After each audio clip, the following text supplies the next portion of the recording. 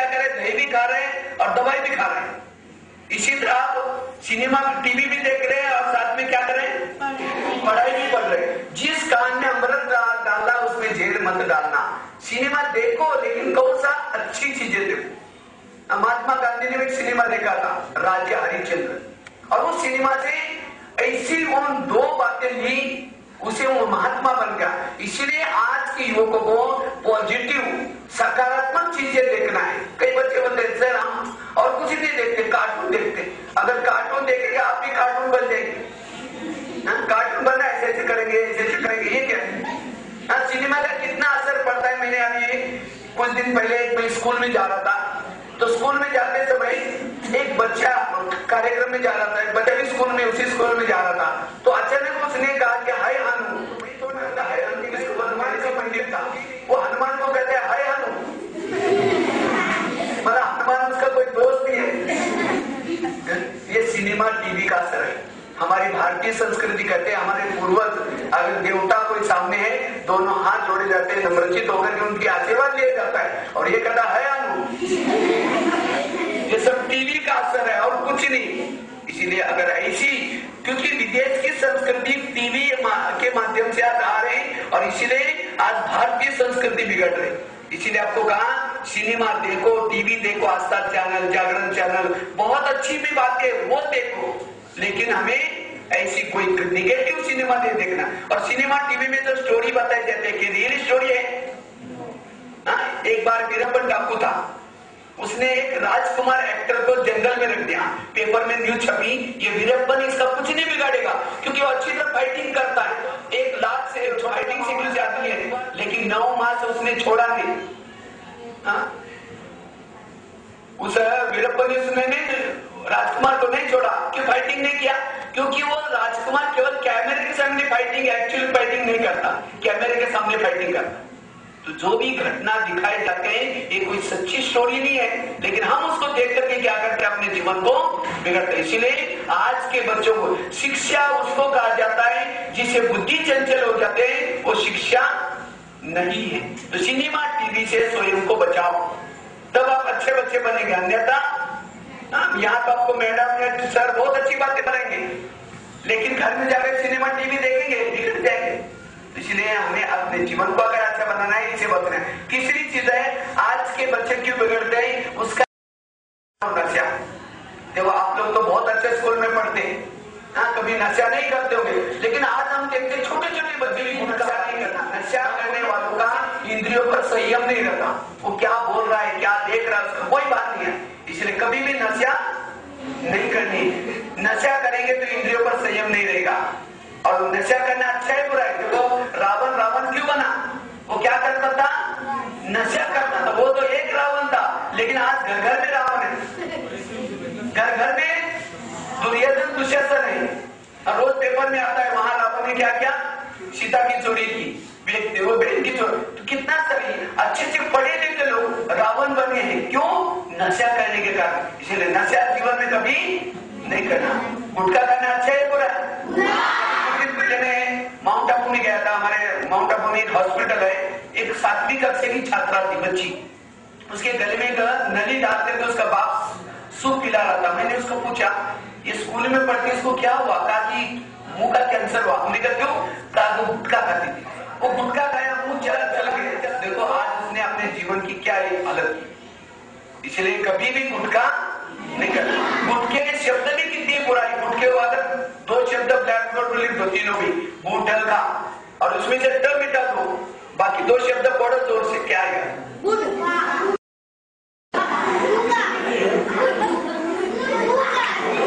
ऐसी चीज किया है, कोई भी गलत चीज को क्या किया है, उसके नाम में अर्थ भरा है। जैसे मतलब सिनेमा, बाप की माँ, गुटखा, उसके साथ साथ जैसा खाओगे अन्न वैसा बनता है मन, जैसा पियोगे पानी वैसी बनती वाणी। इसीलिए होटल पर बोर्ड में लिखा है होटल, हो सके तो होटल, लेकिन हम क्या करते, हो सके तो सिनेमा, व्यसन, और चौथा है फैशन। समझो आपके क्लास में कोई काली सी लड़की है, वो लड़ती नहीं, झगड़ती नहीं, शांति से बैठते, तो सब उसको क्या कहेंगे, अच्छी कहेंगे ना। तो उसका शरीर को देखा या गुणों को देखा, दूसरे को पाप आया पुण्य, और ऐसा आकर्षण आज धोखे का है। इसलिए कभी अपने शरीर का श्रृंगार करके अपने तरफ आकर्षित नहीं करो। और देवी देवता अपने तरफ आकर्षित कराते हैं लेकिन गुणों के आधार से, और ऐसा आकर्षण मानव के उन्नति का साधन बनता है, लेकिन शरीर का आकर्षण पतन का कारण बनता है। इसलिए simple living high thinking. Fashion करो लेकिन किसकी करो? गुणों की। आजकल क्या करते फैशन में? अरे तो बिंदी लगाते, बिंदी लगाओ लेकिन भाईचारे की बिंदी। अब जीवन में भाईचारा नहीं और बिंदी लगाए क्या फायदा? कंगन पहनो लेकिन किसके? दृढ़ता के कंगन। जीवन में दृढ़ता चाहिए, दृढ़ता उन्नति की सीढ़ी है। पायल पहनो लेकिन कौन से? उमंग उत्साह के पायल। जीवन में उमंग चाहिए, कुछ पढ़ने का, लिखने का, सुनने का, करने का। आजकल के बच्चों में उमंग नहीं। माँ क्या करेगी? जबरदस्ती कहेगी जाओ स्कूल में, और जैसे कोई मुर्दा आकर के उसके ऊपर गिरा, कोई उमंग नहीं करो। इसलिए उमंग उत्साह के पायल। लेकिन कौन सी? मधुर मुस्कान की लाली। चेहरा आपका सदा मुस्कुराता रहे। अब किसी ने लाली तो लगाई, चेहरा मारा पड़ा है, नाराज है, अच्छा लगे? चेहरे की रौनक है मुस्कुराहट। सदा मुस्कुराते रहो, उमंग में रहो, भाईचारे में रहो, तो कितने अच्छे लगेंगे।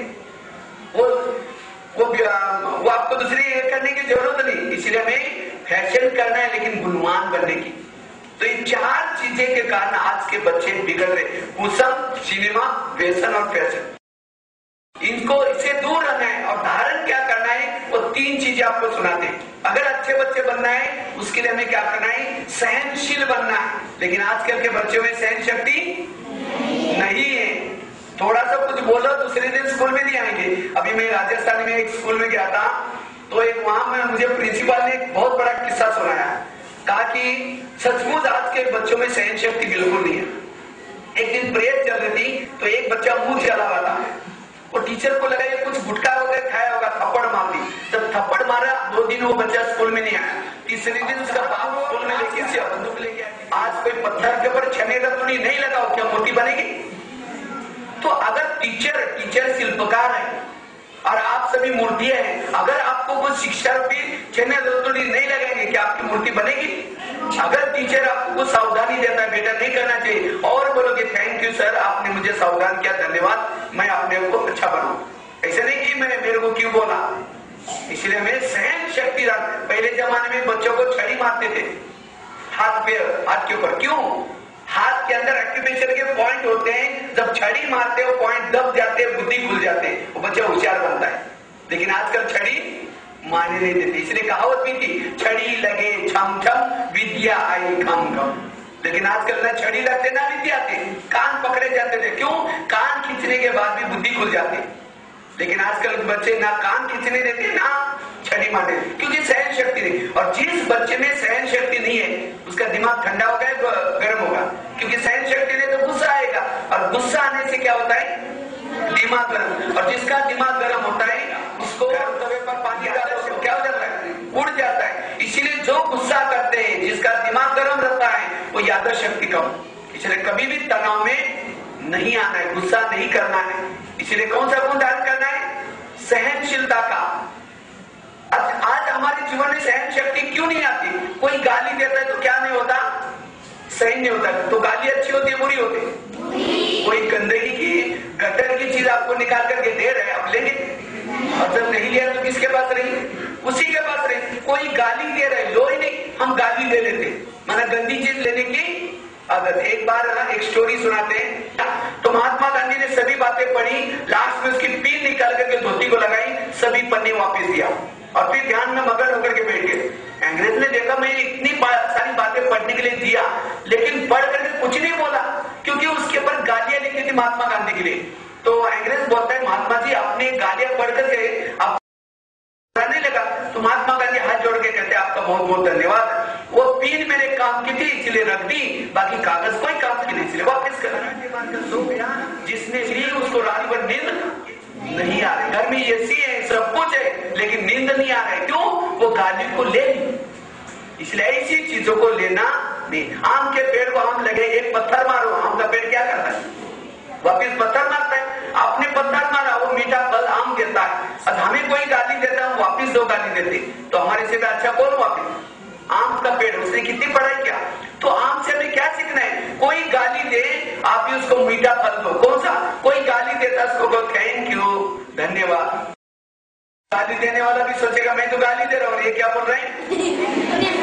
क्योंकि झगड़ा कितने में होता है? दोनों में होता है। अगर एक हाथ से ताली बजती है क्या? नहीं बजती। झगड़ा दोनों में होता है। अगर दूसरा गाली दे रहा है, दूसरा चुप बैठ जाए तो झगड़ा टल जाता है। क्योंकि मैंने देखा छोटी छोटी बातें, लेकिन आज थोड़ा सा झगड़ा हो गया जेल में चले जाते हैं। इसलिए हमें जीवन में सहन नेगेटिव बातों को क्या बना दो पॉजिटिव। अगर कोई गाली देता है, समझो गाली नहीं दी, मेरे ऊपर गुलाब का फूल डाल दिया। अगर कोई गुलाब का फूल डाले आपके ऊपर, अच्छा लगता है बुरा लगता है? अच्छा लगे। एक महाराष्ट्र में एक संत थे जिनका नाम था संत एकनाथ महाराज। एक बार गंगा में स्नान करने के लिए गए थे। स्नान करके वापिस आए, एक व्यक्ति ने पान खा करके थूक दिया। उन्होंने कुछ नहीं बोला, फिर वापिस गए, फिर स्नान किया, फिर दूसरी बार थूक दिया, फिर भी कुछ नहीं बोला, फिर तीसरी बार गया। 7 बार वो थूकता गए। एकनाथ महाराज स्नान करते गए। 8वीं बार जब वो वापिस आ रहा था, उस व्यक्ति को बहुत बुरा लगा। उसको लगा मैं तो थूक रहा हूँ, ये कुछ नहीं बोल रहे, ये कोई महान संत है। उसके चरणों में पड़े, कहा कि महाराज जी मेरे से भूल हो गई। उस समय एकनाथ महाराज क्या बोलते हैं? भाई आपका बहुत बहुत धन्यवाद, मैं रोज एक बार स्नान करके पुण्य जमा करता था, लेकिन आज आपके थूकने के कारण 8 बार गंगा में स्नान करके बहुत पुण्य जमा किया। आज हमारे पर कोई थूकेगा तो चप्पल उतर करके मारना शुरू करेंगे, ऑफिस में लेके जाएंगे, मैडम जी देखो इन्होंने मेरे पर थूक दिया। आपको कुछ चाहिए, सॉरी गलती, आप नालायक हो, आप गधा हो, आप बेशरम हो, इसको क्या कहेंगे? कड़वा है बेटा।